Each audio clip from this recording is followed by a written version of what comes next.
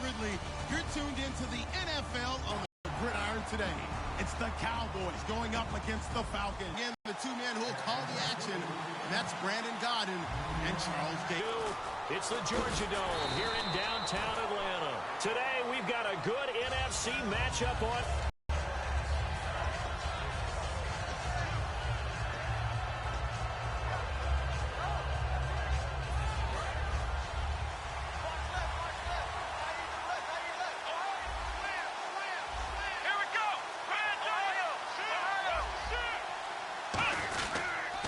Here's the first carry. 6 yards shy of 2,000 of total yards from scrimmage for a rookie running back. What do you think? Sounds like me in high school. Sounds like you're doing it, right? It's really fascinating in what he was able to do. The thing for me, though, he did that as a rookie.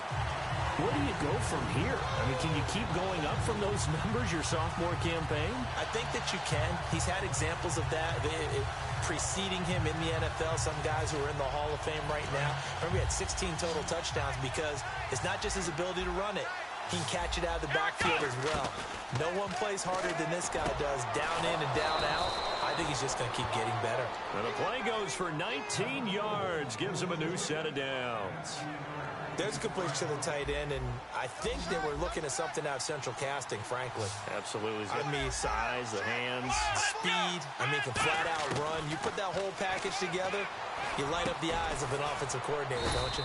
He finds his target, Terrence Williams. A nice pickup there of 11 yards, and it'll move the sticks.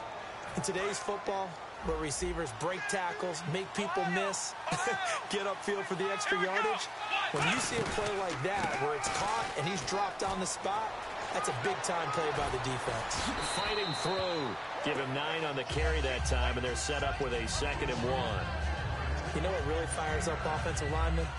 When the guy that is carrying the ball behind them can create his own space and break a tackle along the way. A 2nd down throw for Prescott. Wide open receiver complete. 15 yards through the air and a 1st down.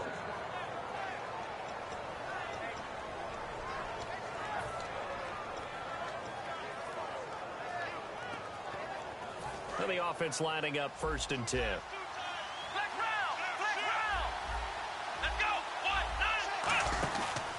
On the counter, Elliott.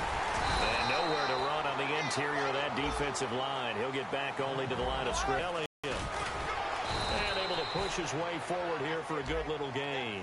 5 yards on the pickup. Here's a look at the young Atlanta Falcons, although next year, obviously, everyone will be a year older. So rookies like Deion Jones, Keanu Neal, Devondre Campbell, an extra year, well, they're only years, but a year under their belt now to get better. They're just young and growing, aren't they? I mean, I expect their play to continue to accelerate and elevate. And think about the building blocks they had in front of them. Second-year guys in 2016 who had big years. Grady Jarrett, a monster in the Super Bowl, tied a sack record in that game against New England.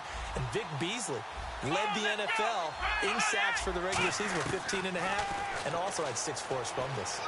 Dancing to his left. But I think the ball's out. And fortunately for him, he's able to get it back, but it will be a loss on the play. But that was a big oops right there. But how about his ability to correct it? Loses the football, able to get it back himself. Yeah, pounced right back on it, keeps possession. Prescott now on 2nd down. He rifles one that's intercepted. Picked off by Jalen Collins. And a big turnover there as his guys will get the football back. Well, they thought they were going to break the tie. The defense had other plans. They were already in field goal range. But boom, an interception. I don't know if this was a case of being a little bit too greedy with the opportunity to put points on the board, but give credit to the guys on the defensive side. Hung in there, battled, and made a key play. It's a loss of a yard there, and now 2nd down. The insistence of speed at every position is really seen at the defensive end spot. Oh, now backing up, and he's out of the end zone. The referee was right there to call it, and that is a safety. And, Charles, something you have to be aware of as a QB. Once you get back to that back line of the end zone, you sort of have to go into survival mode. Yeah, but he's still between the tackles, so if he tried to throw it away, it still would have been 2 points. And now Dallas gets set to take the field. Looked like they had something going last drive. Then the interception happened. Will they recover? The memory they need to keep with them is that they did have something going. They were moving the ball on offense, had a nice sequence going. Don't worry about the other part. You can't get that back. Let's go back to what you were doing well before. I thought you were going to say they need to have no memory, but remember the good part, forget the bad. I like that even better.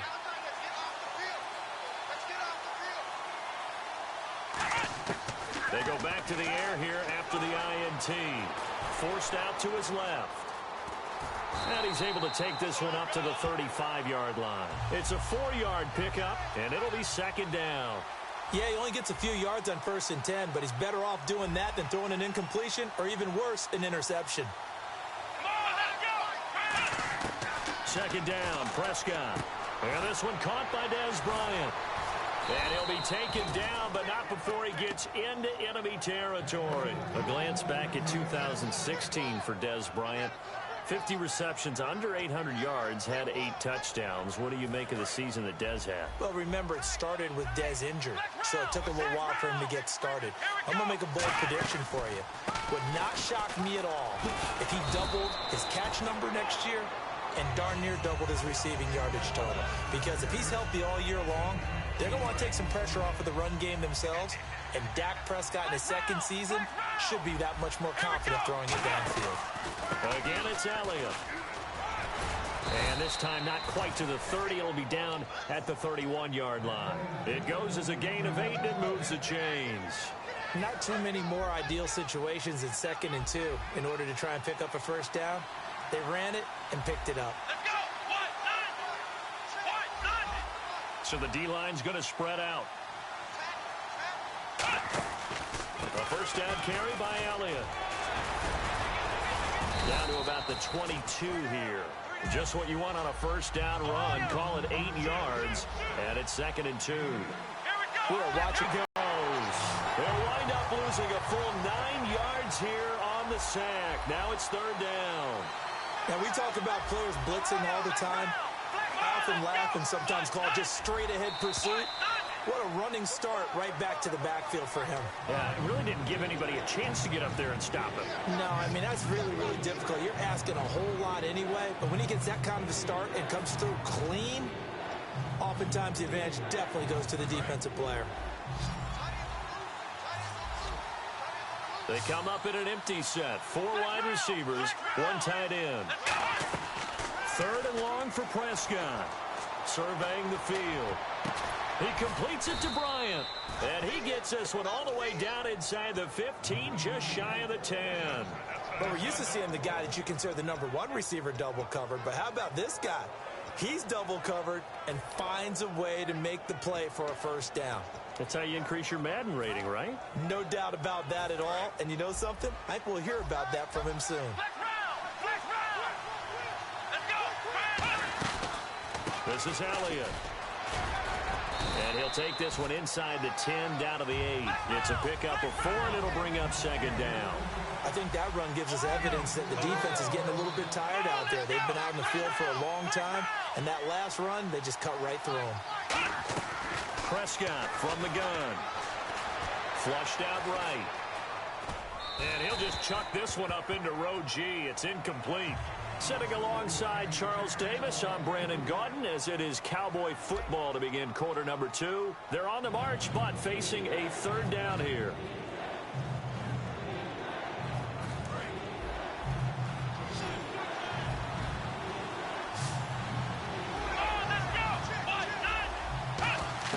On 3rd down, it's Prescott. Oh, it's a touchdown if he holds on. Instead, it's 4th down. Just looking at it from a defensive perspective, when you break the huddle in the red zone, tight end is one of the guys you've got to key on because quarterbacks want the ball in their hands fast in this position, and they want to get it to someone. And in this case, he had the play. They just didn't complete it. They'll break the huddle here and go for it. This is 4th down. They come out 5 wide, 3 of them to the right side.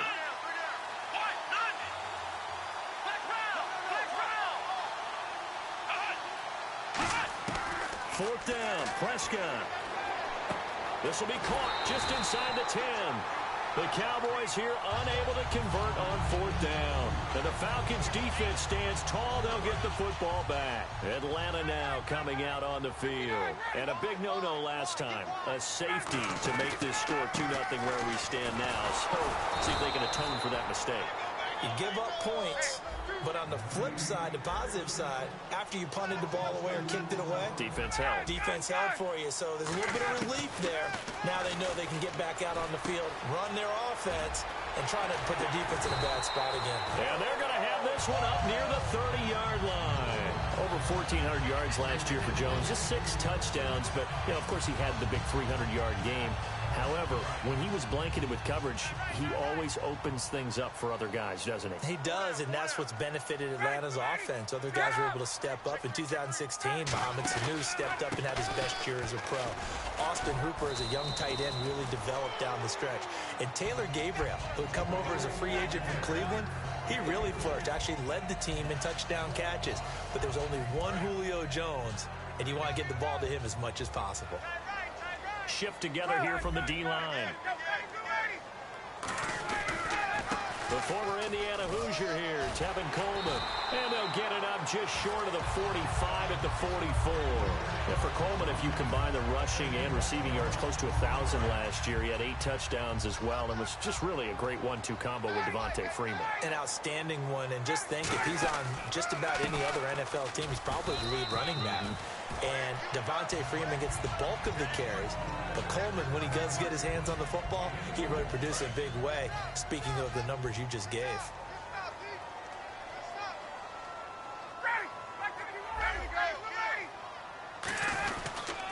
Here's Coleman. And very little running room there. He did get a couple up to the 49. DeMarcus Lawrence in on the tackle. Here's Ryan to throw. He's going to fire one deep, middle of the field. And incomplete. The contact made the ball roam free and brings up 4th down. They didn't have a ton of yards to pick up on that 3rd down, but there was no... Now whistles come in. We're going to get a timeout here by the offense. They'll have 2 remaining as we step aside here in this second quarter. And no move to get the offense off the field. They're going on 4th and 5.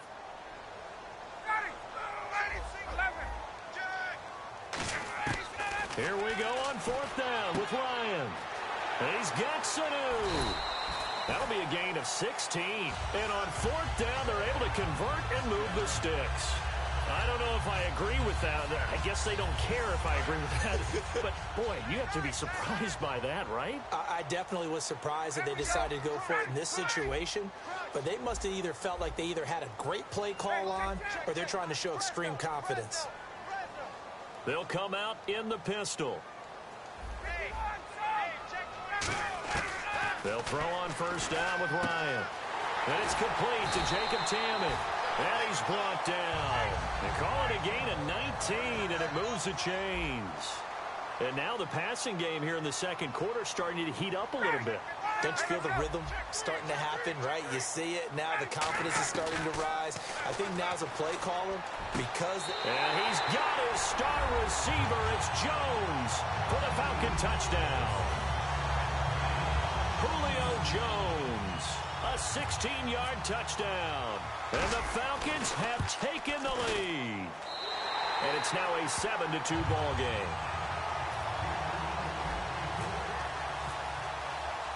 Now after the touchdown, it's Bosher to kick it away. That's fielded in the end zone. And the decision to come out is going to cost him 5 yards with a new rule as he's taken down right at the 20-yard line. And now Dallas gets set to take the field. And on the last drive, they were in field goal range. They just opted not to kick it, didn't get it. How does that change the mentality this go around? I don't think it changes much for the head coach because this is what he preaches all the time. Attack at all times in any spot on the field, and he likes touchdowns, not field goals. Now, your field goal kicker, you got to make sure you nurse him through and say, okay, don't worry about it. When we need you, you've got to be ready to go. And the team, of course, loves to see points on the board. So let's see if it changes a little bit if they're in the same spot again. Yeah, we'll see what the decision is here if they get to that spot. Looked like the screen pass was taken away there, but what a nice job improvising, finding other options, and completing the pass anyway. So here we go, 1st and 10 now. Possible run anticipation here as the D-line sandwiches together. They'll come out in the pistol. 10th carry now for Elliott. And he'll work this one up to about the 38. 7 yards on the pickup there, and it'll leave him with a 2nd and 3. And that looked like some pretty easy yardage there right up the gut. And he's a guy that has some height to him. So when you don't have to drop a shoulder or create or get through contact or trash, makes it a lot easier to stay upright, see the field, and make a run as we just saw there. Toward the center of the field, but it's incomplete. 2 minutes to play here in the first half. We're back to it.